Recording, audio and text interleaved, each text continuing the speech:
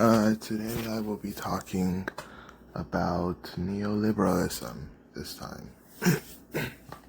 Because it's honestly really hideous. I mean, the origins of neoliberalism was the collapse of classical liberalism and Thatcher's economics. It was because capitalism could no longer support itself off of colonialism and, just capitalizing off of things like it normally does. You had to look to different things, and that's where neoliberalism was created, by creating a more free economy that's reliant on the state to just fix itself, where it's able to capitalize on things such as art and the internet and people in general, so that they could make more money. For that, they had to do a lot of things, such as remove the difference between the audience and artists so they can have more artists, which never went good. And it had to create a new culture based upon the economy as a whole. This mix of economy and class has to be one of the worst things to possibly happen. Because now our morals are all basically the same, and it's just based upon contradicting ideas that only really make sense in certain ideas whenever it helps a certain class. The individualism and anti-individualism, both that are taught, it's about whether this or that. In certain scenarios, you should be doing one and the other. It's usually always to support the economy. Like, do whatever you want outside of your work, and all that you do outside of your work anyways is going to help them with techno-capitalism. But when you actually do something that you want to and it doesn't help, then you're being selfish or not being a productive member of society, and you have to actually curb your individual to help the others and engage in what you quote unquote want to. It's contradiction. And I want to focus mostly on the actor audience thing, because that's what leads to most of this drama online. It's actors are now seen with the responsibility of justice of audience, but with the responsibility of actors. There's people, micro celebrities or whatever, who are both audiences and actors, and they have to go through the whole mental degradation of actors, but still be held under responsibility, which most real celebrities don't. So then they get canceled for things, be it their fault or not, usually their fault.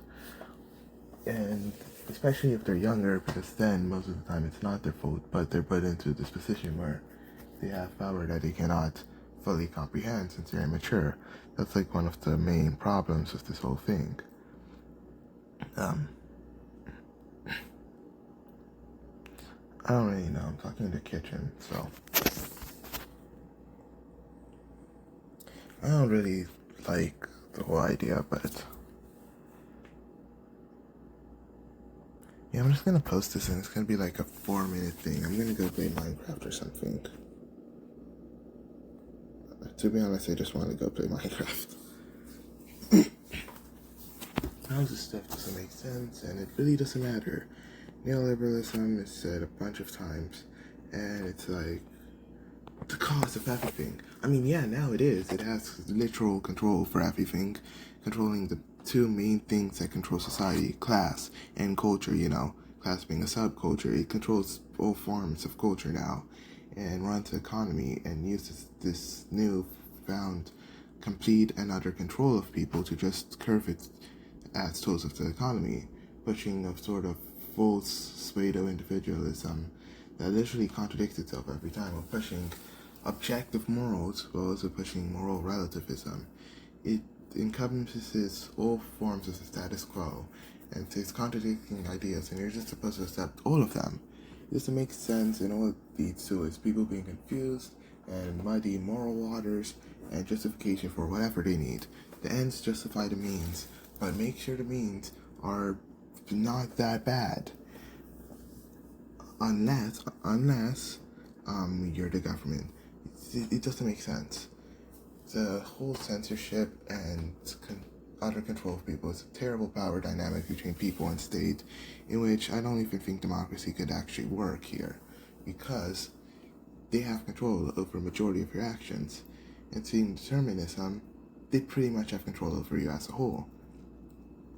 The only difference of that is how people actually affect the internet in this new culture, which is, it's pretty much split it up between the people who are like chronically online, alternatives people, fandom people, whatever, and the normal idiots over there who don't really do much on the internet, except for feed into the mainstream idea of what causes all these issues, which is usually like, oh look, Instagram. Who actually uses Instagram other than weird normal people who don't have much to do except for send photos and selfies of themselves? And those people barely actually suffer the consequences. All they lack is attention, and that deprivation of attention. Well, anyways, it's about that subculture, because that's really what it is. The alternative and mainstream are both subcultures, just like the class and, culture. It's all just different forms of it. I would say that the whole alternative subculture would be what you call internet culture. Outside of the mainstream idiots, you don't have to deal with such as the pro-ship, anti-ship discourse and all this other cancellation drama, because they really do not care. They lack the morals that people usually do, because they're just pretty much children. Alternative children are children too, but they try to set themselves to some sort of standard or ideal to fit the group. If they see all these people getting canceled, they learn morals from that.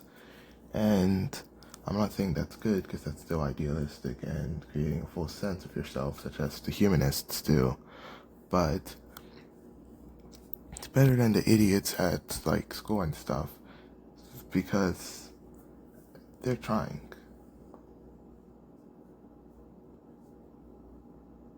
That's completely subjective, but the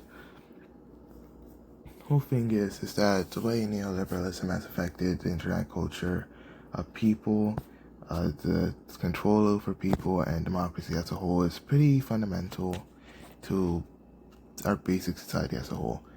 And the whole centralization of power in one system is kind of not a good idea. That's what the whole culture class division was for, and all of this other stuff. But to centralize all control of how people work in their minds into one and encompass contradicting ideas kind of just degrades the human mind into being flexible, liberal, accepting, unable to be stubborn and stick up for themselves. Even when it's their human nature to be stubborn and stick up to themselves, they're still stubborn, but they're not stubborn in the usual sense. They're stubborn as if you cannot disagree with the status quo, but you can definitely have different ideas of what the status quo is. And either way, it's still the same neoliberal idea, so the whole division between this or that really doesn't make sense, because it's the same thing. It's just a really dumb idea. Yeah, I'm gonna go play Minecraft now.